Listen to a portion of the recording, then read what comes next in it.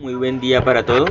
Vamos a hacer un recorrido por la historia de nuestro país, especialmente todo lo que tiene que ver con la historia o la parte precolombina. Sabemos por las teorías en general que el poblamiento de América comienza aproximadamente entre el año 30.000 y el año 20.000 o 20.000 antes de Cristo. Bueno, más o menos esa es la época en la que inicia un periodo que conocemos como el Paleoindio, que termina aproximadamente en el año 7000 a.C. Es la época de las grandes migraciones, grandes por lo importante, más no por la cantidad de personas que hubiese, seguramente eran pocas personas, que se comenzaban a dirigir, en el caso de los mongoloides, desde el norte, pasando por el estrecho de Bering hacia América, hacia el sur, lo que hoy sería la zona del oeste estadounidense, México, el resto es Centroamérica, hasta que llegara a Colombia, y de aquí seguirían en sus migraciones a lo largo de miles y miles de años. O sea que una persona podía migrar simplemente unos cuantos kilómetros, pero a lo largo de 2000 o 3000 años ya esas personas habrían ingresado a todo el continente americano y se habrían comenzado a subdividir según familias, en diferentes direcciones. Eso es lo que llamamos o lo que entendemos como el proceso de poblamiento de América. Las migraciones mongoloides tienen ese sentido, pero las polinesias, que también es otra teoría que nos muestra según los rasgos de los esqueletos, de las cadaveras, de los huesos que se han encontrado de seres humanos, según esos rasgos no todos eran mongoloides, sino que algunos procedían de Polinesia, y esas migraciones polinesias provendrían por la costa del Océano Pacífico desde el sur. Lugares importantes de esa época, el más antiguo que hasta donde tengo memoria se conoce en la actualidad es el de la Serranía de Chiribiquete. Dentro del territorio colombiano es el más antiguo y data del año 19.500 a.C. Tenemos también dos lugares importantes en el Salto del Tiquendama. Tenemos uno del año 10.000 a.C. y en la zona del Abra, que se ubica entre los municipios de Zipaquirá y Tocancipá en Cundinamarca, Colombia, del año 12.460 a.C. La humanidad en ese momento era homogénea, es decir, todas las personas estaban en un nivel muy parecido de desarrollo. Lo que caracterizaba a estos seres humanos era principalmente el ser nómadas y por lo tanto recolectores y cazadores. Luego tenemos otro periodo de la historia o de nuestra historia, lo tenemos en el Arcaico, que data de aproximadamente 7000 hasta el 1200 a.C. Durante este tiempo tenemos unos yacimientos arqueológicos en nuestro territorio colombiano, de los cuales el más antiguo sería Monzú. También estaría Puerto Hormiga. Ambos están cercanos a la ciudad de Cartagena y ambos son del tercer milenio antes de Cristo. En el caso de Monzú, exactamente sería del año 3350 a.C., es bastante antiguo. En el caso de Puerto Hormiga, 3000 a.C. Ya aquí se dan muestras de cierta sedentariedad en los seres humanos de esta región. No son plenamente sedentarios, pero sí tienen esos rasgos. El otro lugar es Araraquara, en la zona de la Amazonía, que data del año 2700 a.C. Podríamos mirar que después de esto tenemos lo que se llama el formativo inferior, que es del año 1200 aproximadamente hasta el año 300 a.C. De esto vamos a ver aquí en el mapa tres yacimientos arqueológicos. El de Malambo también queda en el departamento de Bolívar, que es del año 1200 a.C. Momil, que es en la zona cercana, o más bien en la zona de Córdoba, del año 900 a.C. y San Agustín del año 500 a.C. En ambos, en todos se encuentran yacimientos que tienen mucho de sedentario y por lo tanto haya algo de agricultura, especialmente la yuca. Pero cuando ya hablamos de un poco más de elaboración, vemos que en San Agustín hay piedras talladas y ese lugar se conservó durante durante cientos de años, se conservó como un lugar de ritos. Seguimos con el formativo medio, que comienza en el año 300 a.C. y podríamos decir que termina aproximadamente en el año 1400 después de Cristo. Para muchas culturas terminó con la conquista española. El formativo medio es en la época en la cual las migraciones ahora sí son un poco más amplias, con más número de personas. Estas migraciones corresponden a esas familias que les decía que se iban separando de sus grupos principales y ya no eran familias, eran tribus enteras que se iban separando unas de otras por condiciones diferentes. Podría ser por cuestiones de rivalidad, podría decirse que por guerras, aunque en esa época más bien serían conflictos intertribales. Se iban separando, se iban alejando de la otra tribu, de tal manera que el territorio que las separaba se hacía más amplio y por lo tanto la cultura se iba ampliando muchísimo más. Este es el caso de los caribes, que vienen desde el norte de Brasil, llegaron al sur de Colombia, en la misma selva amazónica, y también se fueron hacia la zona del Mar Caribe, asentándose en las Antillas Menores y en la costa. Por esa misma costa llegaron al territorio colombiano. Ellos tienen asentamientos, tuvieron asentamientos y todavía algunos se conservan en los valles del río Magdalena y el río Cauca y en toda la costa de la región Caribe, actual región Caribe, que tiene 7 departamentos, región Caribe colombiana. Entonces allí tendríamos los caribes. Los caribes se caracterizaban por ser muy guerreros, entre ellos esta condición era muy común. Pero entre los arawaks, que también venían de esa zona del norte de Brasil, del sur de Venezuela, o más bien del oriente de Venezuela, comenzaron a migrar por todos los llanos orientales, llegando a Colombia e inclusive a la costa también del Mar Caribe. Fundamentalmente en nuestro territorio ellos son los actuales indígenas Wayuu, que corresponden a la misma etnia de los arawaks. En el caso de los arawaks la cosa no era tanto de conflicto como si de buscar nuevas tierras donde hubiese más alimento. En el caso de los chibchas eso también correspondería con un aumento de la población que les motivaba a conquistar nuevas tierras para no porque les hiciera falta tanto la alimentación, sino porque querían mejores condiciones. Al haber mucha población las condiciones se reducían un poco. Los caribes fueron migrando sobre todo por esta característica, sin excluir las anteriores obviamente. Llegaron por el istmo de Panamá, entonces ahí tienen asentamientos en lo que hoy son los grupos Cuna, tienen asentamiento en lo que hoy sería la región de los Zenú, llegan hasta la Sierra Nevada de Santa Marta, pero también ingresan por toda la cordillera o por todo el Valle del Magdalena, y tienen asentamientos en la serranía de los Motilones, entre los indígenas Guane, que eran mezcla con caribes, y sobre todo el icono de los chibchas sería la cultura muisca del altiplano cundiboyacense, aunque también tienen que ver con otras culturas de la cordillera central principalmente.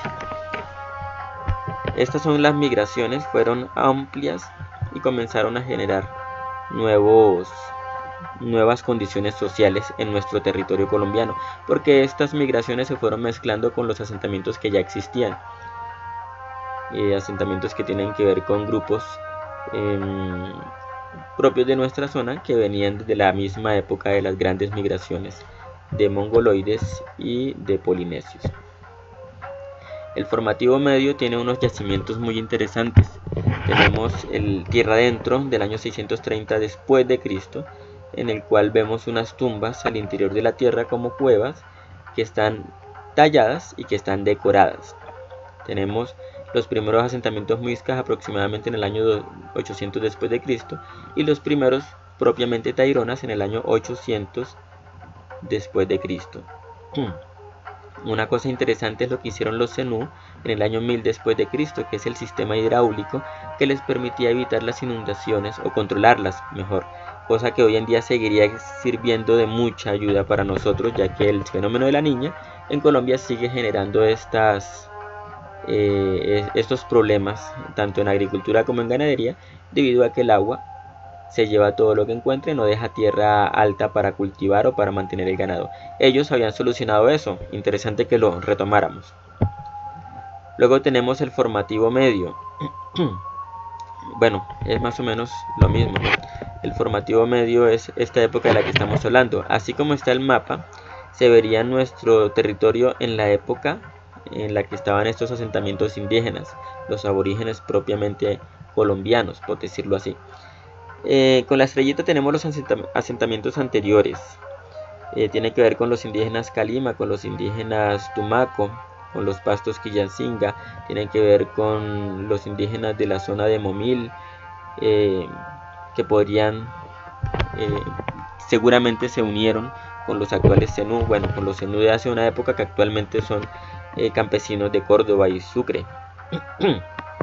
Pero tenemos en rojo propiamente los pueblos chipchas, lo vemos sobre todo en la costa, cercano hacia el Chocó, cercano a la Sierra Nevada, cercano a las serranías que dividen actualmente Colombia y Venezuela, y en la zona del altiplano cundiboyacense, también en algunas zonas de la actual Antioquia. Tendríamos de amarillo los arauacos o arawaks, que son fundamentalmente en la Guajira y en los llanos orientales. Y tenemos los pueblos caribe, que están más segmentados en la zona de los valles del Cauca, Magdalena, la costa caribe, y ya en algunos sectores de la Amazonía y la Orinoquía, ya colindando con Venezuela. Vemos que también están los pueblos mesoamericanos, aquí están señalados hacia la zona de México, toda esta zona, diferenciados de los chipchas, aunque los chipchas se pueden considerar también mesoamericanos.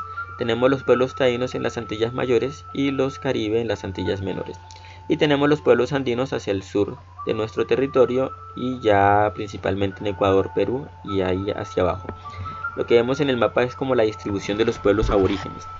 Vamos a ver ahora cómo se habría visto nuestro territorio en el año 1489, antecitos de la llegada de Cristóbal Colón a Guananí. Entonces tenemos que por fuera de nuestro territorio ya el imperio inca se había consolidado, el Tahuantinsuyo, y ya estaba ejerciendo bastante influencia en nuestros indígenas pastos quillancingas. Tenemos también la cultura maya, bastante fragmentada pero existente aún, y tenemos el imperio azteca ya bastante avanzado. Dentro de nuestro territorio veríamos de norte a sur los Wayuu. Siempre han sido una sociedad fragmentada porque no tienen una unidad política fuerte, sino simplemente una unidad familiar y una unidad cultural. Tenemos a los Tairona, que en ese momento también se encontraban fragmentados dentro de una unidad cultural como los mayas, pero fragmentados en sí mismos. Tenemos los Zenú, que estaban fragmentados también, pero específicamente ellos lo estaban en tres grandes grupos.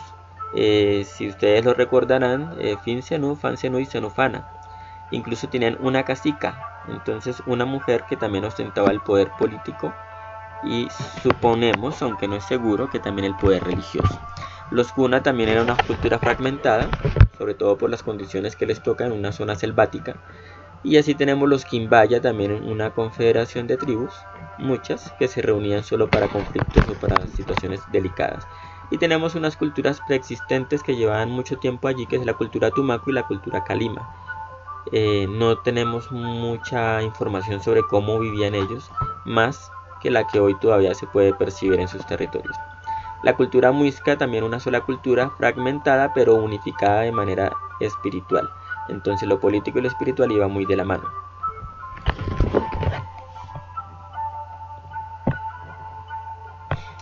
Miraríamos en el mapa como en el año 1492 ya llegan los españoles a Guananí. Los taínos son los primeros indígenas que ellos van a encontrarse. Pero para el año 1500, cuando ya los españoles han tomado como colonia la isla que ellos han llamado La Española, actual República Dominicana y Haití, y cómo se han expandido hacia oriente y occidente de esa isla.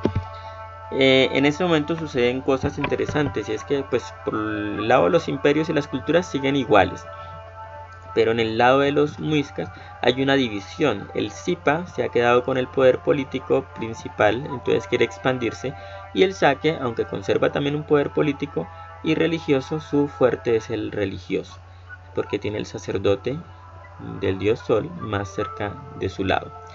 Entonces tenemos esta división que va a permitir que ellos sean conquistados de manera más tranquila. En el año 1510 veríamos entonces en este mapa cómo los españoles comienzan a expandirse hacia el sur, lo que correspondería a la actual costa caribe de Sudamérica y de Centroamérica. Y eso lo van a llamar Reino de Tierra Firme. Ellos no van a tener una unidad política llamada Reino de Tierra Firme, sino solamente un territorio que esperan conquistar. Ese Reino de Tierra Firme, incluso antes de encontrar el Océano del Sur, el Mar del Sur o llamado hoy Océano Pacífico, ellos lo veían como un lugar no tan agradable, porque incluso habían tenido intentos de consolidar unas capitales en lo que hoy sería el Golfo del Darién, y allí no prosperaron. Pero ellos ya comenzaban a ejercer influencia sobre los Kuna, sobre los Zenú, Tairona, Wayuu y los demás caribes de la región y los demás pueblos de la región. Con los caribes van a llevarlos hasta la extinción prácticamente, por la fuerza con la que los caribes los enfrentaban siempre, y además esto se le suma a las enfermedades que diezmó a todas las poblaciones indígenas, y también hizo alguna mella en los españoles. Esto sería en el año 1510. De aquí en adelante ustedes ya conocen podrían averiguar fácilmente lo que sigue sucediendo. Lo que sigue sucediendo es ya propiamente nuestra historia colombiana, lo que se llamaría la época de la conquista, cómo van fundándose ciudades, Santa Marta, Cartagena, Bogotá, y esas ciudades van a significar el sometimiento de los pueblos de la zona y el aumento del territorio español, de la influencia española, de la cultura española. Esto permitió que las culturas indígenas comenzaran a decaer, que las personas indígenas comenzaran a enfermarse o a morir por las guerras,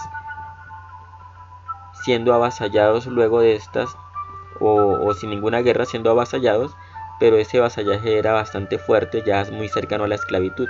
En la española unos frailes dominicos se van a poner en contra de esta situación, permitiendo que las leyes mejoren para los indígenas. Sin embargo, sabemos que eso no fue llevado a la práctica completamente y con todo el peso que debió hacerse, y por eso sabemos también que los grupos indígenas fueron avasallados igualmente durante mucho tiempo, aunque se les comenzaron a conceder un poco más de privilegios. Eso ya corresponde a nuestra historia, fácilmente encontrada en cualquier libro. Muchas gracias, espero que sigan estudiando y que conozcamos más nuestro país.